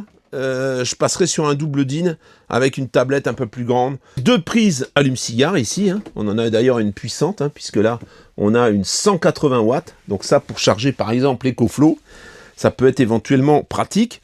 Nous voilà maintenant dans le salon. On a une sellerie cuir qui est en parfait état, très propre. Tu vois, il y a les accoudoirs, pareil, c'est pas usé. Ici, c'est pareil, tu vois. En fait, les accoudoirs n'ont pas trop servir parce que la plupart du temps, ici, ça disparaît un peu. Le cuir s'use. Bon, tu vois, les accoudoirs ici également, hein, ce qui est plutôt sympa, des deux côtés, d'ailleurs, de partout. Hein. On a des accoudoirs de partout. Auparavant, sur le véhicule, comme le mien par exemple, et sur ceux qui sont arrivés après, on avait cette même table qui coulissait sur des rails. Moi, la mienne, elle coulisse sur des rails. Le problème, c'est que quand c'est neuf, ça coulisse très bien, mais quand ça commence à vieillir, ça prend un peu de jeu et forcément, ça coulisse moins bien. Pour ça que Francky avait laissé tomber. Moi, par exemple, pour coulisser ma table, je suis obligé de la pousser au pied. Parce que si je la pousse là, il y a du jeu et ça se passe pas, en fait. Hein. C'est difficile, elle coince. Et en plus, tu as toute la crasse, toutes les poussières qui viennent dans ces rails. Donc, c'est pas très pratique pour aspirer dans la mesure où le rail, il est vraiment très fin. Faut y aller avec des cotons-tiges et puis enlever la poussière et la pousser sur l'avant, là, pour l'aspirer ensuite. C'est pas très heureux, je trouve. Voilà, c'était pas très heureux. C'est pour ça qu'ils sont passés sur une table, aujourd'hui, qui se fixe au sol, comme tu peux le voir, avec des petites roulettes, tu vois, et qui, bien sûr, va avoir les mêmes fonctions que la table que j'ai moi. Donc, mais par contre, ça permet déjà de la mettre beaucoup plus sur le côté pour avoir un passage qui est beaucoup plus important. La mienne, elle est, même quand tu la pousses, t'as un petit couloir, mais il n'est pas aussi important qu'ici. Comment on fait donc? Eh bien, là en bas, une molette ici, tu vois. Voilà, ça c'est la molette de verrouillage. Voilà, et normalement, voilà, après ça roule. Une fois que tu l'as déverrouillé, tu la roules parce que tu vois, tu as deux positions de verrouillage là, hein, et ça se verrouille avec ça. Hein. Ça descend et ça vient se coincer là-dedans. Donc tu peux la mettre un peu plus en avant ou un peu plus en arrière. Une fois que tu as mis la table au milieu, eh bien tu as ici une molette. Et voilà. Et là, tu te retrouves avec une table où tout le monde peut manger. Hein, on est à l'aise. Hein. Alors, ce véhicule, c'est un 4 places carte grise. Ici, tu vas avoir deux ceintures. Et tu as bien sûr les deux places qui sont ici. Alors, tu peux voir la banquette. On peut y rentrer une, deux, on va dire 3 personnes de ce côté. 2 personnes de ce côté. Et c'est là la grosse différence. C'est qu'ici, par rapport au mien, on a vraiment 2 vraies places. Alors que sur le mien, c'est plutôt une place et demie. Et on va bien sûr avoir la sellerie, les sièges chauffeurs et passagers qui te serviront également de sièges. Ce qui veut dire qu'on a 3, 2, 5, 7 personnes peuvent boire l'apéro ou manger ici à l'aise. Pour rentrer la table, c'est comme ça. Et tu vois, ça se rentre tout seul. Alors après, quand ça vieillit, la mienne, elle est un peu plus compliquée, mais elle marche toujours. Hein. Par contre, il faut être un peu plus ferme avec. Ensuite, eh bien, c'est tout simple. On amène la table sur le rocher de fixation qu'on choisit. Là, elle est verrouillée. Et là, elle bouge plus. Il y a ici une manette en dessous. Voilà, là, elle est posée. Là, elle roule. Pour descendre le lit, c'est tout simple. On va d'abord incliner les dossiers. Et alors, pour ça, on a une molette, tu vois, à tirer ici. Alors, celui-là, tu vois, par exemple, on peut l'allonger comme ça. Parce que là, les molettes ici... ça marche pas. Et ici, ça marche pas non plus. Il manque la molette, en fait, ici. Le mieux, c'est de l'allonger. Voilà, on n'a pas d'autre choix parce que, en fait, les deux molettes qui sont sur le côté du siège ne fonctionnent pas. Excuse-moi, je commence vraiment à avoir chaud. Alors, pour descendre le lit, eh bien, c'est tout simple. On retourne au tableau où on était tout à l'heure. Et là, tu vois, il y a un deuxième interrupteur. Alors, au préalable, on va bien sûr détacher la ceinture. Ça, c'est une ceinture de sécurité. Parce que sinon, il peut te tomber sur la tête, on sait jamais. Alors, et ensuite, on appuie sur l'interrupteur, et voilà, et ça descend. Alors là, tu vois, on va être un petit peu juste, je pense. Le matelas, bah, c'est le matelas aloe vera qui est en parfait état, hein, il n'est pas sale, rien du tout. Et à chaque fois, tu vois, on va avoir des petites liseuses. Alors le plafond, il est tout en feutrine. C'est assez joli d'ailleurs. C'est assez agréable au toucher, tu vois. Une moquette, on dirait presque. Hein. Et des deux côtés, donc, on va avoir les paniers pour ranger des affaires. Et on a également une imposte, on va dire, je ne sais pas comment on peut dire ça, une étagère haute dans laquelle on peut y ranger éventuellement des bouquins. C'est propre. Alors on a même les filets anti-chute. Il est ici en dessous le filet anti-chute. Hein. Là pareil, tu vois, c'est très propre en dessous. Il n'y a pas de problème. On a les deux sommiers. Il n'y a pas de souci, tout ça, c'est en parfait état. Et ensuite, pour le remonter, bah, c'est tout con. Hein. C'est l'inverse. Hein. Là, on peut voir que les moteurs sont en forme. Hein. Voilà. On va sortir la ceinture pour pas devoir aller la chercher au fond. La petite remarque pour ça, donc, ce que je te disais, ça c'est bien beau de dire, mais il faut aussi tester le truc. Voilà, ça en fait, tu le tournes comme ça, et du coup, tu l'inclines comme ça. Voilà. Et là, du coup, tu vas avoir la possibilité de descendre le lit sans être embêté par... On va l'avancer et on va le pencher. Parce que là, tu vois, ça marche pas, c'est bloqué.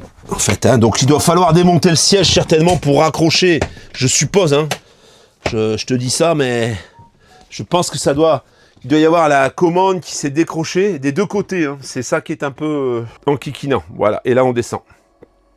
Alors ce siège est un peu plus haut, on aurait pu descendre le siège. Voilà, et là on est tout en bas, et tu vois que là, t'as pas besoin d'échelle, quoi. Tu montes sur la banquette et tu montes. Il n'y a pas besoin d'échelle. Là, vraiment, c'est pratique. Et t'as quand même une bonne hauteur sous plafond. T'es à l'aise, en fait. Ensuite, ici, bien sûr, on va avoir énormément de rangements. Des placards hauts, bien sûr. Alors, je te rappelle qu'il y avait la lumière indirecte ici. On la verra tout à l'heure. Regarde, voilà. Là, alors là, tout ça, c'est tous les papiers. On regardera ça tout à l'heure avec les factures. Ici... des placards, alors là dedans tu as un petit convertisseur assez petit mais qui peut te permettre d'avoir un peu de 220, alors il n'est pas branché sur le réseau, ça veut dire qu'il faut directement brancher tes appareils ici, et on a le positionneur et le démodulateur de la parabole. La carte n'est plus à jour, hein, je vous le dis, la carte n'est plus à jour, que ce soit bien clair. De ce côté, eh bien on va avoir encore un placard. Encore un placard. Alors tu vois, ils ont changé la finition. C'est plus du tout la même finition que sur mon Frankia. Ça, c'est beaucoup plus moderne. C'est beaucoup plus esthétique, on va dire. Hein. C'est du papier décor, en fait. Hein. C'est un peu le mobilier. Alors, il a bien tenu le choc. Hein. Les jeux sont nickel. On voit que ça tient le coup. Là, ils ont modernisé et ils sont rentrés un petit peu dans les standards, tout en étant quand même un peu plus qualitatif que dans d'autres marques, bien sûr. Hein. Ici, on va avoir une étagère. Alors là, logiquement, il y avait des verres et un porte-verres. Tu feras ce que tu veux. La personne qui utilisait ce camping-car n'avait pas l'utilité de ça, donc il l'utilisait pour autre chose. Si tu te souviens bien, mon camping-car, moi, tout est fermé et j'ai des portes ici. Là, on a un espace ouvert. Alors ça, c'est presque dommage qu'on n'ait pas de prise de courant, parce que là, tu vois, ça aurait été bien pour la machine à café. Il faut presque ajouter une prise de courant pour pouvoir mettre la machine à café. Ici, on a le téléviseur, voilà, tu vois, qui descend. Alors, c'est une petite télé. Je pense qu'on peut en mettre une plus grosse. Ça permet de pouvoir regarder des sièges conducteurs et passagers, la télévision. Moi, personnellement, j'ai plutôt un écran devant. Et comme ça, je me mets dans mon canapé en angle, là, et je suis bien pour regarder la télé. Mais encore une fois, je suis tout seul. Hein. Ça se décolle un petit peu, hein, voilà. Ça a été recollé, mais c'est le vinyle, là, il se décolle légèrement, hein, sur les bords. Hein. Et ça rentre comme ça, et ça se verrouille tout seul. Tout est... Voilà, là, on peut regarder, la feutrine, elle est impeccable. Hein. Ici, lanterneau, grand lanterneau, avec occultant plissé en bon état, l'occultant... moustiquaire également. Alors, elle rentre pas bien là par contre, tu vois, ça gondole toujours un peu. Et c'est bien sûr un occultant à manivelle qui fonctionne bien, qui colle pas. C'est parfait. Et là, on va refermer, comme ça on est tranquille. Alors, les occultants justement, c'est un peu le problème que moi je rencontre, en un peu moins pire quand même. Là, tu vois, on a les petits rideaux d'origine avec les barres à rideaux. Tu peux voir qu'on va avoir également des éclairages LED, hein, c'est des LED de partout, hein, voilà, avec les haut-parleurs pour la radio, hein, quand la radio marche. Et là, donc on va avoir une moustiquaire en bon état. Et là, on a un occultant plissé qui est entier, tu vois, mais il s'enroule pas correctement. Voilà, ça, quand il commence à prendre de l'âge, pas de fissure ici à l'intérieur, bien sûr, hein, puisque c'est la peinture qui a fissuré. On va regarder de l'autre côté aussi. Hein? Et puis ça sonne bien plein, il n'y a pas de problème. Hein. Ça a chauffé à l'extérieur, il y a dû subir une forte chaleur. Mais, et là la fenêtre s'ouvre parfaitement, les cliquets fonctionnent. Enfin ça marche, il n'y a pas de problème. De l'autre côté, eh bien c'est pareil, on va avoir les deux éclairages ici, fonctionnels. Et fonctionnel, c'est de la LED, hein, donc en principe. Et là, on va avoir également un occultant, mais cette fois-ci, qui s'enroule plutôt... Ouais, il faut l'aider aussi, hein. Moustiquaire, hein, bien sûr. Tu as des accoudoirs ici aussi, hein, bien sûr. Alors, je vais pas t'ouvrir la banquette ici, parce que c'est de toute façon la même chose que ce qu'on a vu à l'extérieur. Donc, tu as accès directement à la banquette, en dessous de la banquette par ici. On enlève donc les coussins. On va avoir un énorme coffre en fait. Hein. Tu pourrais mettre une station d'énergie, tu pourrais y mettre la clim EcoFlow éventuellement si tu voulais une clim comme ça. Et alors ici, ça s'ouvre et là tu as le BL, tu vois. Voilà, le BL, les disjoncteurs en 220 sont ici. Bien sûr, il y a le système Aldé hein, qui passe tout le tour, puisque le véhicule est équipé de l'Aldé. Nous voilà maintenant dans la partie cuisine. On va tout de suite fermer les occultants également. Un occultant ici, avec la moustiquaire encore une fois. Hein. Ça, c'est en parfait état. On va fermer celui-ci. Ça, c'est un grand lanterneau. Alors, je te le montre tout de suite. Tu vois, voilà, les occultants sont bons. Et ça, cette fois-ci, c'est un lanterneau à la barre. Voilà, ça, tu peux presque le laisser ouvert en position demi, tu vois, ici, hein, quand tu roules. Et là, la moustiquaire, bon, elle est légèrement gondolée comme toute. Hein. Le gros intérêt, encore une fois, de cette cuisine, c'est d'être très fonctionnelle. Moi, j'ai la même chose. Et franchement, je trouve qu'il y a des petites subtilités très sympathiques. Alors, on commence. Déjà, bon, tu as du rangement. Hein. L'espace est un petit peu séparé par cette partie-là. Ah, c'est très grand. C'est très très grand. Et alors, on a bien sûr cette magnifique hotte inutile, hein, voilà, ou partiellement inutile, mais si ça marche. Ça marche, moi je ne sens pas trop aspiré. En fait, il faut créer une dépression. Donc il faut la faire tourner quelques minutes avant qu'elle commence à fonctionner. On va avoir bien sûr la cuisinière. Alors elle a changé, c'est pas la même que la mienne. Les boutons sont différents, ils ne sont pas placés au même endroit. Et ici, cette fois-ci, on a choisi d'avoir une plaque électrique. Ça, c'est quand tu es branché sur une prise de quai. Sinon, c'est le gaz avec piezo, bien sûr. Hein. Et bien sûr, ici devant, on va avoir toujours le chauffe-pizza. Tu vois, voilà. On a même une petite plaque, là, je sais pas à quoi il sert. Mais... Et ici, on va avoir le four qui est très très propre. Hein. Franchement, moi, le mien, c'est noir à l'intérieur. Donc, c'est un peu plus difficile à entretenir. Mais là, c'est très propre. Et en dessous, bien sûr, un casserolier. Sur la partie plan de travail, on a une petite poubelle, son petit couvercle. Donc là, c'est pratique pour les épluchures. Pour tout ça, tu prends un petit sac de 20 litres. Moi, c'est ce que j'utilise, ça va très bien. Le petit panier pour les savons, etc., les éponges et tout et tout. La commande de l'Aldé, tu vois, là, on n'a pas une commande avec écran. On a une commande classique, les premières commandes, en fait. Et ici, prise de courant 220 et prise allume-cigare. Le petit point très, très sympathique, c'est ça. Ça fait planche à découper. Et ça vient s'agripper sur la cornière qui est là. Et du coup, ça te fait... un petit plan de travail supplémentaire. Personnellement, moi je l'ai un peu trop chargé, j'ai dû renforcer, j'ai dû mettre des vis qui traversent. Ça finit, tu vois, par se casser la figure. Donc si tu es amené à mettre des casseroles ou des trucs un petit peu lourds, il faut quand même que tu prévois un renfort. Ici en dessous, eh bien on va avoir la possibilité de loger une de ces deux plaques. Ça te fait... Bah déjà, planche à découper, si tu dois découper le saucisson, c'est quand même pratique. Hein. Couper de la viande, peu importe ce que tu veux. Et ça te fait un petit plan de travail supplémentaire. Quand tu utilises ça, par contre, tu peux pas le fermer.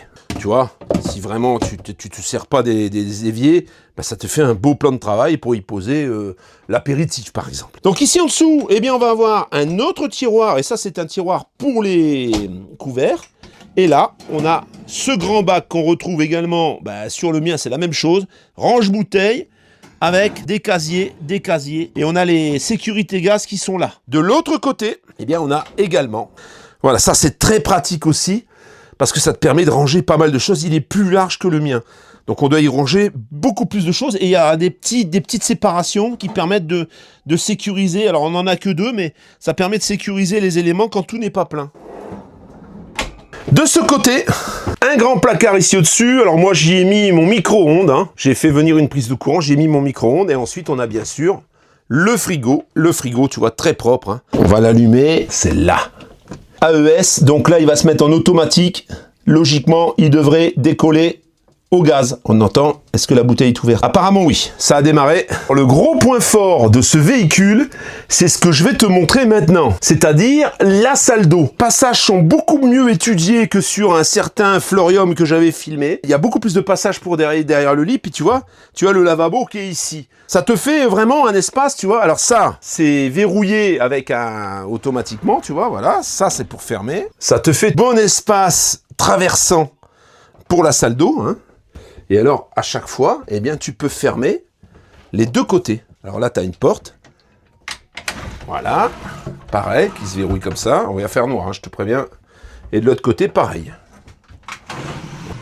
Voilà, on va dire que là, du coup, tu es complètement enfermé. On va refermer, on y verra beaucoup mieux. Là, je suis dans une salle d'eau traversante. J'ai bien de la place pour pouvoir me faire ma toilette, faire popo. Pratique. Je pense que ça, c'est l'implantation la plus sympathique sur ce type de véhicule, hein, sur cette marque. Je trouve ça plutôt vraiment sympa. Sur certains, tu vois, ici par exemple, on n'a pas l'espace nécessaire pour passer correctement. Là par contre, ça passe bien. Hein. Les portes de douche qui gênaient et on passait pas. Ici, tu vois, je passe. Alors bon, c'est sûr que bon, je suis un peu large. Ça passe, hein, voilà. En fait, la droite, ce serait que monsieur dorme sur le côté où c'est plus facile de passer, tout simplement. C'est une implantation qu'on retrouve pas beaucoup. Je pense qu'elle s'est pas beaucoup vendue, on n'en voit pas beaucoup. Là, c'est quand même vachement bien. On a donc le plan de travail en corian, avec le lavabo intégré dedans. Hein. C'est une matière très solide, c'est pas du vilain plastoc comme on peut le voir souvent aujourd'hui. Ça, c'est pareil, c'est toujours sur les Frankia, hein.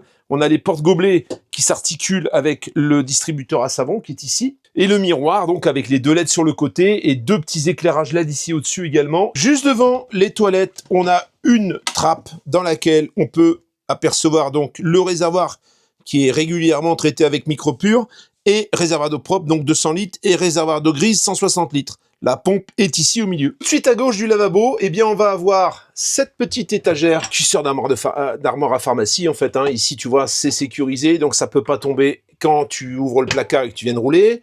Là, pareil, on peut y poser des choses. Une petite tablette, celle-ci, on y posera moins de choses parce que forcément, quand tu roules, ça tombe. Là, ça peut servir éventuellement pour les papiers. Le porte-papier qui est plutôt mal disposé puisqu'il est derrière. Hein. Il aurait peut-être mieux valu le mettre ici sur le côté. Et ça, donc, c'est le radiateur pour la salle d'eau qui fonctionne avec l'ALD. Alors, les toilettes, la particularité de ces toilettes, c'est d'être en céramique. Donc, c'est des toilettes à cassette, hein, comme je te l'ai montré à l'extérieur. Il n'y a pas de SOG, donc c'est peut-être à prévoir. L'abattant est beaucoup plus dur, c'est du plastique, mais très dur. Hein. Tu vois, par rapport à celui que moi j'ai, c'est beaucoup plus dur. Les toilettes en céramique, ça s'entretient beaucoup mieux. Hein. Tu vas voir, il est parfaitement propre. Hein. Je t'ai montré donc ici les porte-serviettes, porte-gants de toilette éventuellement, les interrupteurs pour les lumières et une prise de 120 pour le séchoir ou le rasoir. Et là, ici en dessous, eh bien, on va avoir un rangement. On a accès au siphon très facilement si jamais on doit le nettoyer.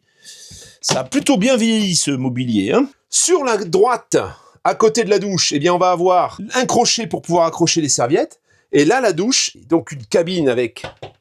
Alors, c'est du plastique très dur. Je pense pas que ce soit du verre. Pour l'ouvrir, on tire ici et on ouvre. Tu vois, des deux côtés. On tire, on ouvre. Magnifique douche avec une pomme de douche toute neuve. Hein. Voilà, une pomme de douche, des petits cailloux. Tu vois, ça doit être une basse pression. Lumière LED et une barre pour pouvoir pendre la serviette lorsque tu as fini de te laver. Le bac à douche, je vais te le montrer, il est en parfait état. Hein. On peut même voir que le joint a été refait à neuf. Hein. Mais là, il n'y a pas de fissure, rien du tout. C'est des bacs à douche qui vieillissent très très bien, ceux-ci. Hein. Beaucoup mieux que par le passé. Hein. Je dois t'avouer qu'il y en a beaucoup qui ont des problèmes, qui sont obligés de les remplacer ou qui sont obligés de les réparer parce qu'ils se craquent en fait. Avec le temps, le plastique durcit et ça craque. Pour refermer, ben, c'est tout simple, on tire, voilà, comme ça c'est verrouillé. Ici pareil, on va hop, et voilà. Et là on est verrouillé, c'est fermé. Le plafond, c'est pareil, on est sur de la moquette un peu feutrine, comme on a à l'avant, hein, bien sûr. Hein. Au-dessus donc de la salle d'eau, eh bien on a ce magnifique fenêtre de toit, lanterneau, ce que tu veux, avec une moustiquaire. Hein. Bon, la moustiquaire, elle se plie toujours un peu de travers. Et là, on peut ouvrir, tu vois, comme ça. On peut même laisser, en mettant sur cette position, on peut même laisser ouvert en roulant, ça. Voilà, et ça se verrouille comme ça. Pas le même qu'à l'avant. À l'avant, c'est une manivelle. Hein. Voilà pour la salle d'eau. On va passer maintenant à la chambre. La salle d'eau, c'est vraiment ce qui fait la différence, la grosse différence avec les autres. Je trouve ça vraiment sympa. Beaucoup plus utilisable que sur le Florium que j'avais filmé. Il y avait le même système, mais il y avait par contre les portes de douche qui gênaient pour passer. C'était pas très pratique. Là, c'est quand même un peu mieux étudié quand même. Ça va, t'es bien dans le dodo? On va fermer tout de suite les occultants parce que c'est pareil. Alors celui-là, il est un peu dur parce qu'en fait, les neufs, quand tu reçois les neufs, moi je les ai changés une bonne partie et ils sont durs en fait. Ils sont durs à ouvrir et à fermer. Bon, bah celui-là a été remplacé. Me voilà de l'autre côté. On va également fermer ici. Alors, moustiquaire en état, c'est bon. Et occultant en état. En meilleur état, tout au moins, que ceux du séjour. Hein. Alors, est-ce qu'on a... Oui, on a la lumière. Et là, ça va beaucoup mieux. Alors, je vois pas de lumière indirecte. Je vois un spot. Non, ils fonctionnent tous. Il devrait y avoir une lumière indirecte. Voilà. Et là, on a la petite lumière indirecte qui va bien. Donc c'est vraiment sympathique, hein. Elle est cosy cette petite chambre. Et alors ici, pareil, la moustiquaire en état et les occultants, bah là, ils commencent à gondoler un peu aussi, tu vois. Là, un petit coussin. Ici, sur le côté, on va avoir une penderie avec le vase d'expansion de l'Aldé, très profonde la penderie. On a bien sûr ici au-dessus, alors il y a une marche, tu vois, pour monter, voilà. Et là, on est sur le lit. On a ici des placards, on en a deux identiques, hein, avec à chaque fois la petite liseuse qui va bien, et on a ça des deux côtés. Hein. C'est un lit qui fait 140 par, je pense, on va le mesurer. Et ici de l'autre côté c'est pareil, on voit qu'on a les ventilations de l'Aldé, chauffage qui arrive par-dessous, également une penderie. Alors il y a eu sur certains modèles, quand tu ouvrais, alors là la porte elle a besoin d'être réglée, tu vois, parce que là elle touche. Hein. Voilà, là la charnière elle a besoin d'être réglée. Elle n'est pas réglée correctement. Et là, en face, il y a ce qu'il faut, la connectique pour brancher un téléviseur avec son support, une prise allume-cigare, bien sûr, avec les prises audio-vidéo, etc., qui viennent, je pense, sur la parabole. Hein. Plutôt cosy. Je pense qu'elle doit faire pas loin d'un 90. Alors, quelle longueur ce dodo ? 1m94, donc je vais remesurer parce que la caméra a coupé. 1m94 par au plus large, parce que c'est un peu rétréci, par 1m45. Voilà. Et là, ici, tout au bout, pour les grands pieds, on n'a plus qu'un 1,08, tu vois, parce que là, ici, c'est arrondi. Pour pouvoir rentrer plus facilement, pour ne pas être embêté. Le matelas est propre, c'est toujours le matelas d'origine aloe vera, donc c'est sympa parce que c'est complètement fermé. Tu as un sas, donc c'est la salle d'eau, et ensuite tu tombes sur la partie jour, dans laquelle tu peux loger quelqu'un aussi, hein, qui va pas t'entendre en fait, quasiment. En fait, moi ce que j'ai remarqué, c'est qu'avec ces deux séparations, j'entends plus les bruits qui passent par l'extérieur, par les fenêtres, donc, que par l'intérieur. C'est assez troublant, en fait. Si les enfants chamaillent, je vais les entendre comme si ça venait de dehors et pas de dedans, quand les deux portes sont fermées. Donc c'est pratique. Je dirais que surtout quand tu as des enfants ou que vous êtes deux couples, c'est vachement sympa. Nous voilà partis pour un essai routier. Ça démarre au quart de tour. Bon, il y a ce truc qui va nous enquiquiner, forcément. Hein. Ce qu'on fait, c'est que on passe sur le neutre, voilà. Il suffit juste de descendre le levier, hein, tout simplement. On peut passer en manuel si on veut. Je vois pas trop l'intérêt. On enlève le frein et c'est parti pour l'essai. On va faire le bout de la ligne droite, on va pas... Voilà. Hein. C'est là qu'on va se rendre compte s'il y a du bruit ou pas par rapport à d'autres. Il y a toujours du bruit dans un intégral. Hein. Dans le mien, il y a du bruit aussi, mais moins. Donc là, il faut toujours faire attention aussi à l'arrière, parce que l'arrière, en fait, il est assez bas. Moi, le mien ne touche pas, donc celui-là ne doit pas toucher. Il y a un beau porte-à-faux, et c'est vrai que le véhicule n'est pas très haut, donc si vraiment tu descends et puis qu'il y a une grande cassure, ben, ça peut frotter. Il faut vraiment la prendre en travers. Hein. Bon, on entend, hein, ça craque un petit peu. Alors sache quand même, ça je le répète encore une fois, la caméra accentue les bruits. Hein.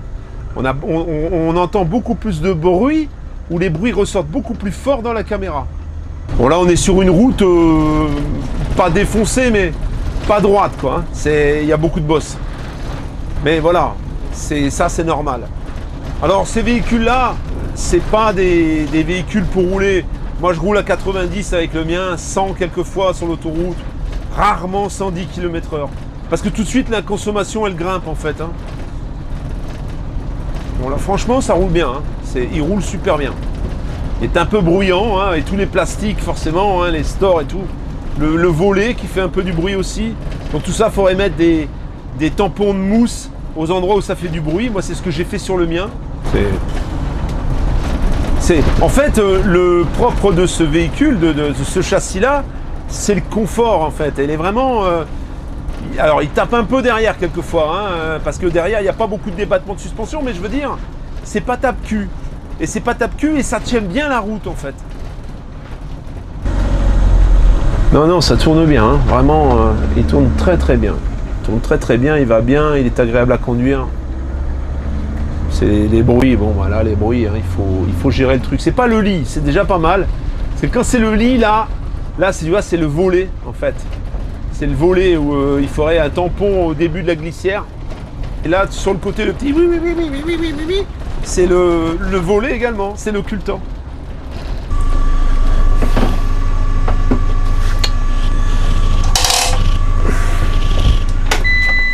Voilà pour ce petit essai. Nous voilà à la conclusion de cette vidéo. T'as compris le truc, hein? C'est que moi, le véhicule arrive et forcément, je fais le check complet. Et le check complet, ben, il y a des trucs. Il y a, par exemple, les fissures. C'est pas des fissures dans la structure, c'est la peinture, en fait. La peinture qui a travaillé. Parce que, en fait, on n'est pas comme sur le mien qui était blanc un peu dans la masse. Là, on est sur un véhicule qui est peint, en fait, qui est peint en gris métallisé un peu pailleté. Très joli, d'ailleurs, de ce côté. Avec le soleil, c'est très joli. Le truc, c'est que là, on a cette partie à partir de là jusqu'à devant. Ça a pris un coup de chaud, clairement. Alors, moi, je suppose que il y a dû avoir un feu qui a été fait à côté, peut-être une voiture qui a été incendiée à côté, j'en sais rien. Il y a trop de choses pour que ce soit juste la chaleur qui ait pu provoquer ça. Parce qu'on a le bouchon, par exemple, de carburant, ben, la peinture sur le bouchon, elle s'est barrée. La petite veilleuse sur le côté, elle a chauffé et on voit que le plastique est devenu cassant. Et voilà, elle fonctionne, mais elle tient plus.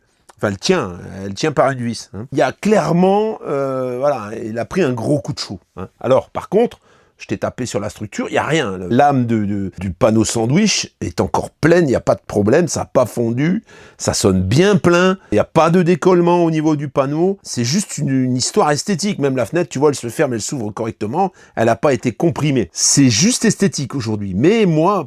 je peux pas raisonnablement, voilà, je suis obligé déjà de te le signaler.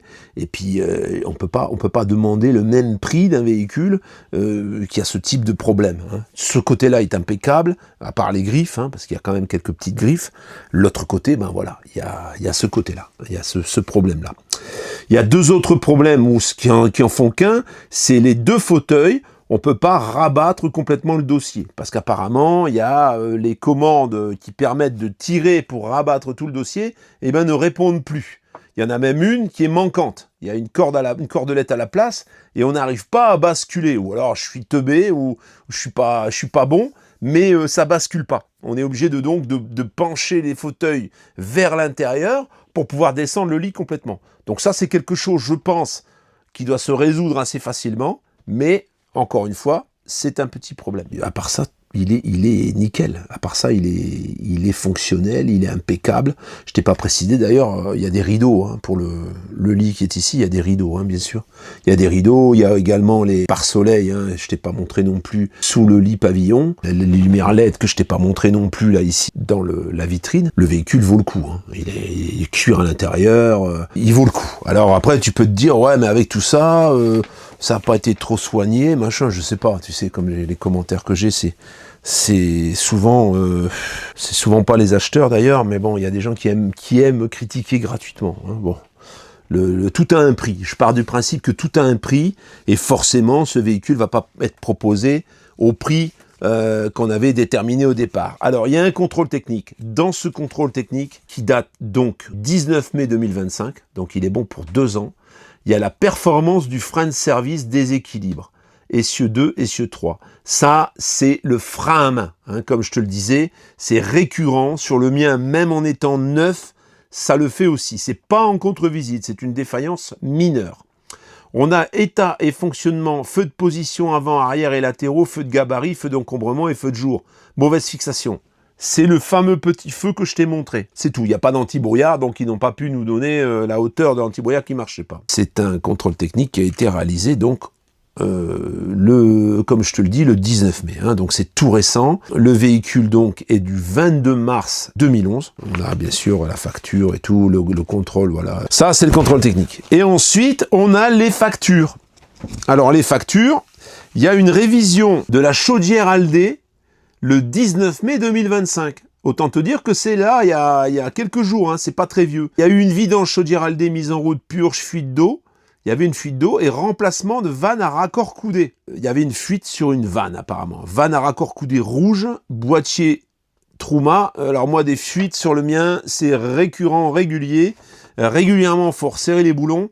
Et là, bah, c'est ce qui a été fait. Il y a quand même pour 631 balles. Hein. T'es tranquille. Ça a été fait. La chaudière a été révisée. Donc elle est fonctionnelle. Le 30 avril 2025, une révision. Donc la révision complète, hein, ça veut dire vidange moteur, huile, filtre à huile, filtre gasoil, filtre à air, filtre habitable. Filtre à huile, voilà, tout est détaillé, donc à gasoil complet. C'est pour ça que je te disais, il paraissait neuf, en fait ils l'ont changé complètement. Et je pense que c'est l'adroit, parce que ça c'est quasiment tout le temps une fuite quelques kilomètres plus tard. Hein. Donc ça a été fait, il y en a pour 310 €. On a chez l'établissement Bouzig, que beaucoup connaissent, il est concessionnaire Morello.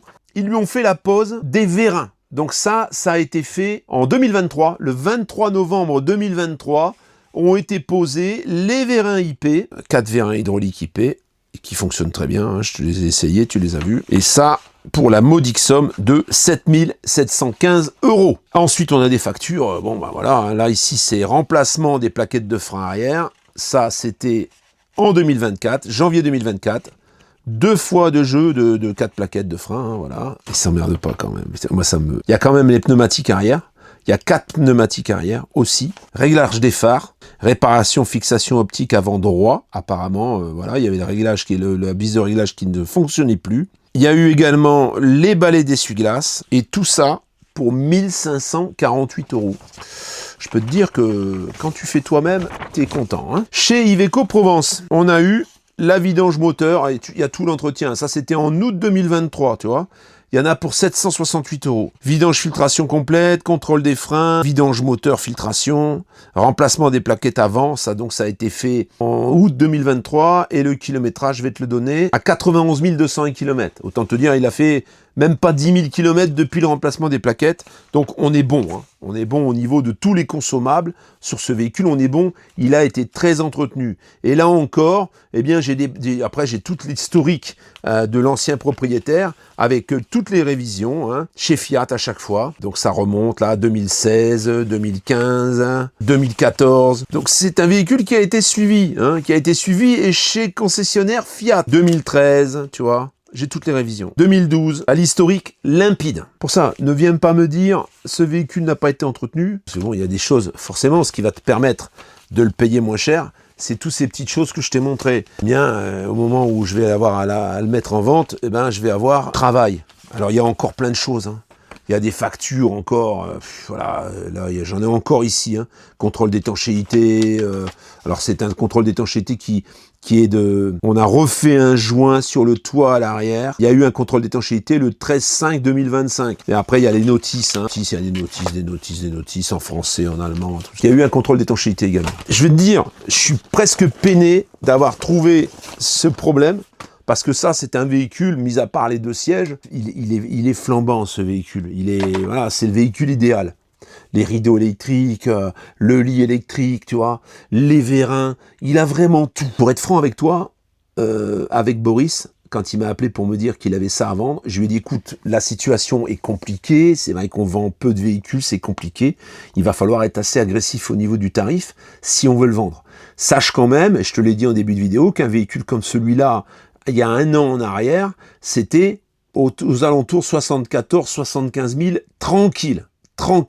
Ça se vendait dans ces tarifs-là. Aujourd'hui, moi, j'avais dit à Boris, pour le vendre, il faudrait l'afficher à 58 000 €. Avec les vérins, avec toutes les options qu'il a, ça devrait sortir assez facilement. Quand il est arrivé, j'ai fait le tour du véhicule, j'ai dit, Boris, l'aspect là extérieur, ça va être difficile de respecter le tarif que je t'avais donné au départ. Il va falloir forcément faire un effort. Sans voir après les détails, voilà, on l'aurait descendu de quelques milliers d'euros. Hein. Là aujourd'hui, je vais pas te donner de prix en fait. Je connais la base à laquelle on voulait le vendre. C'est à toi, si tu es intéressé, à prendre contact avec moi et on discutera ensemble sur les possibilités.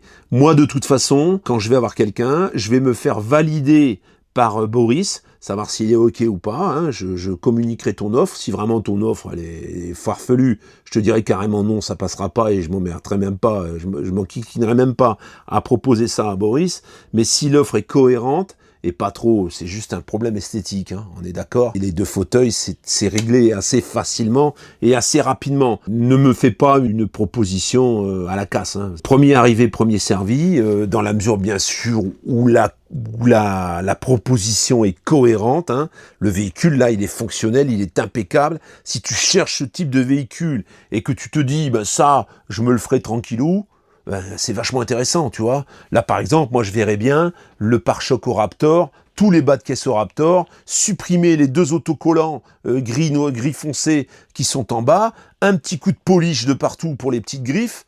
Il y en aura certainement 1 ou 2 qui resteront un petit peu trop marquées, mais pour les autres, tu vas quasiment tout rattraper. Après, ben là, peut-être peindre, faire un raccord, j'en sais rien, ou laisser comme ça, je sais pas. Mais ça vaut le coup, franchement, c'est un véhicule qui vaut le coup. Voilà la famille, eh ben tu sais ce qu'il te reste à faire, l'adresse est ici, tu m'envoies un mail, mets-moi tes coordonnées téléphoniques, ça, sinon je ne prendrai pas la peine de te répondre, je te le dis. J'ai pas le temps, franchement, j'ai déjà pas le temps de répondre aux gens, à tout le monde. Alors si en plus je dois commencer à t'envoyer des mails pour que tu m'envoies ton téléphone, c'est bon. Tu m'envoies ton téléphone si tu es intéressé, et si tu m'envoies pas ton téléphone, je considère que tu n'es pas intéressé. C'est tout, c'est que tu es juste curieux. Hein, voilà, donc j'ai pas le temps. Franchement, j'ai pas le temps. Il faut que vous le compreniez. N'oubliez pas votre téléphone, parce que je vais appeler en priorité ceux qui ont mis leur téléphone. Hein. Ciao la famille, à la prochaine. J'ai un autre véhicule à filmer que je t'avais un peu annoncé, mais il a un peu de retard. Une moustiquaire a changé, je crois, et elle n'est pas arrivée. Donc on attend cette moustiquaire, et quand le véhicule sera voilà, impeccable, eh bien à ce moment-là, je me déplace, je filme le véhicule. Ça va être un beau véhicule, du style du nouveau que j'ai acheté, mais beaucoup plus récent, je t'en ai déjà parlé. Donc si toi tu es en recherche de ce type de véhicule, que tu as vraiment un projet de je sais pas moi, de tour d'Europe, de tour du monde, peu importe, sur un châssis Iveco en propulsion, c'est un régal, hein, je te le dis. Ciao la famille.